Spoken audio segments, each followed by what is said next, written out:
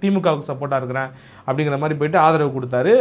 அதற்காக கொடுக்கப்பட்ட அந்த ஒப்பந்தத்தில் போடப்பட்ட ஒரு ராஜ்யசபா சீட்டு தான் இன்றைக்கி வந்துட்டு அவர் எம்பி ஆகியிருக்கு. என்ன அக்ரிமெண்ட்னாக்கா, அப்போ எல்லா கட்சிகளுக்கும் வந்துட்டு ஒப்பந்தம் போடப்பட்டது.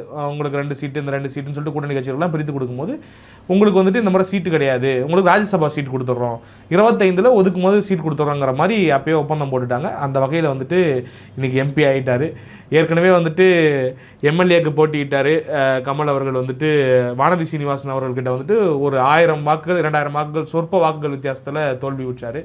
மக்கள் மன்றத்தில் போயிட்டு அவரால் ஜெயிக்க முடியல. ஆனால் இன்றைக்கி வந்துட்டு மக்களால் தேர்ந்தெடுக்கப்பட்ட உறுப்பினர்கள் வாக்களித்து ராஜ்யசபாவுக்கு போயிருக்காரு. ராஜ்யசபாவை பொறுத்த வரைக்கும் ஒரு பெரிய மன்றம். எப்படி லோக்சபா வந்துட்டு பல ஆளுமைகளை பார்த்துருக்குதோ, அதே மாதிரி ராஜ்யசபா வந்துட்டு பல்வேறு ஆளுமைகளை பார்த்துருக்குது. அதில் குறிப்பாக சொல்லணும்னாக்கா, அண்ணா அவர்களுமே வந்துட்டு ராஜ்யசபாவில் தான் போயிட்டு உரையாற்றிருக்காரு நாடாளுமன்றத்தில். அதே மாதிரி காயிதே மில்லத்தாக இருக்கட்டும், இன்னும் நிறைய பேர், அதாவது